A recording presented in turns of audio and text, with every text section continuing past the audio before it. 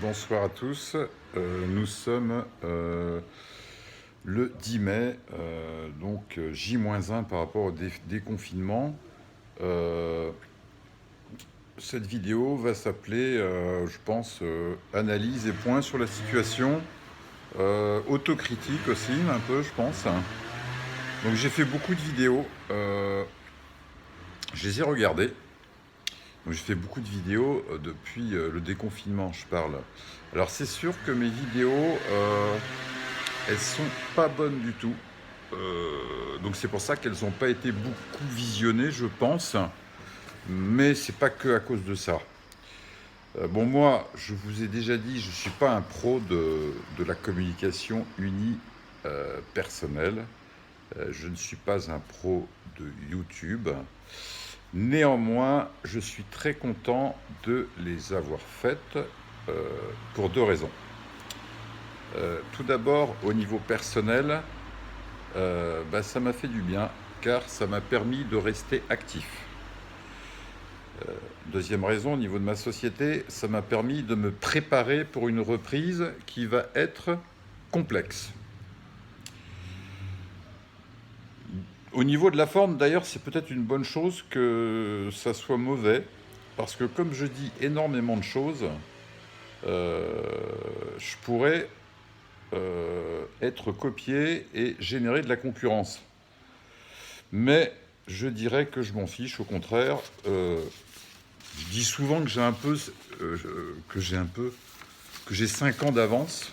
Bon, j'exagère peut-être un petit peu, mais je suis pas inquiet là-dessus. Bon, au niveau du fond, je vous assure que tout ce que je dis, ça a été calculé, tout ce que j'ai créé, ça a été réfléchi de ma part au millimètre près.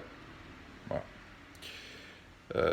Pour résumer, j'ai déjà formalisé toute la stratégie, tous les process, tout le cahier des charges, toutes les checklists pour un redémarrage d'une nouvelle forme de location saisonnière et du tourisme local, vertueux, respectueux de l'environnement et éco-responsable.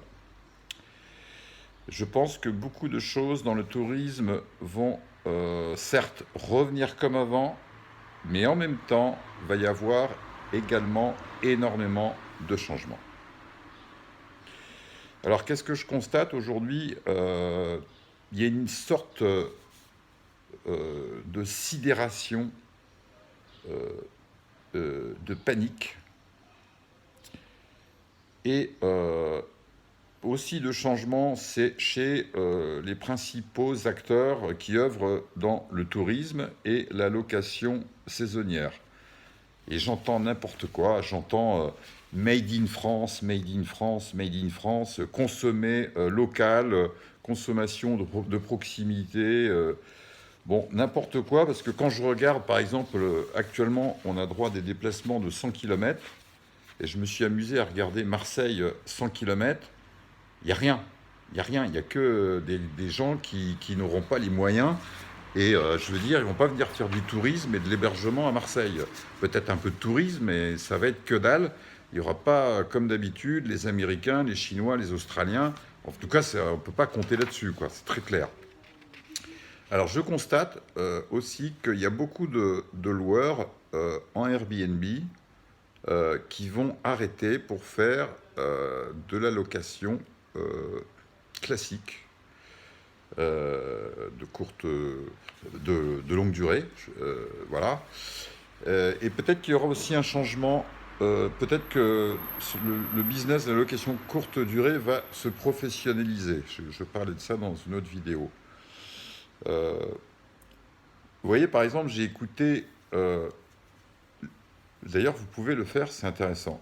Les derniers discours de Brian Chesky. Brian Chesky, c'est le PDG d'Airbnb, qui parlait, donc évidemment confiné dans sa villa. Franchement, c'est très impressionnant et c'est presque émouvant. Je peux vous dire que Airbnb a déjà changé profondément. Ils ont déjà enfin, ils revoient déjà entièrement tout leur business model. Alors, ils sont un peu en état de panique de mon point de vue. Enfin, c'est ce que j'ai trouvé. Bon, en ce qui me concerne, moi, je continue plus que jamais la location de tourisme sur Marseille en Airbnb. Si vous avez regardé mes autres vidéos, vous avez vu que je me suis déjà adapté. J'ai changé beaucoup de choses, protocole sanitaire, etc. Et donc, je suis déjà force de proposition concrète et directement opérationnelle. Et justement, dans certaines de mes autres vidéos, j'ai fait un petit peu un appel du pied pour proposer mon expertise et qu'on réunisse nos forces au sein de groupements, j'appelle ça groupement d'intérêt économique, enfin, ça peut prendre différentes formes. J'ai pas eu beaucoup de retours, ce qui est un petit peu logique.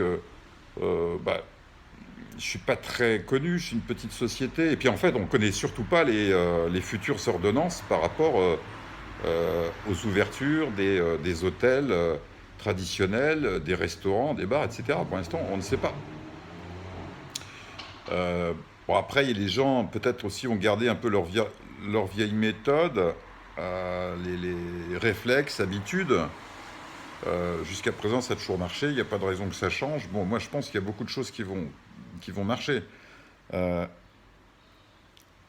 enfin bref, c'est pas très grave. Moi, personnellement, je me suis déjà préparé. Bah, limite, j'ai besoin de personne, hein. Moi, mes résultats, ils sont très bons. Sur Marseille, depuis 2 ans que je fais du Airbnb. Moi, je loue toute l'année. Je suis pratiquement à 100% de taux de remplissage. Quand j'ai démarré il y a 2 ans, j'ai calculé, parce qu'il y a les stats qui sont assez bien faites sur Airbnb. En moyenne, j'ai une rentabilité qui est 2 fois supérieure et un taux de remplissage qui est 2 fois supérieur. Je parle du secteur du quartier de Noailles, par exemple. Euh, bon, voilà. Bon, ça c'était il y a 2 ans, depuis 2 ans. Et là, récemment, je fais partie des rares qui ont réussi, à ma connaissance, hein, qui ont réussi à louer en LCD pendant la pandémie et aussi de prendre des réservations de qualité en Airbnb pour cet été à partir de fin juin, début juillet. Voilà, donc c'est pour ça que je me répète encore une fois, personnellement, et contrairement à beaucoup qui sont pessimistes, moi je suis extrêmement optimiste pour la saison haute à partir de juillet, avec une saison haute que je pense qui va être décalée. Juillet, août, septembre, octobre. Sur Marseille et sur la région PACA. Voilà, demain, lundi 11 mai, ça sera une autre vie, un autre marché. On verra ce que ça sera.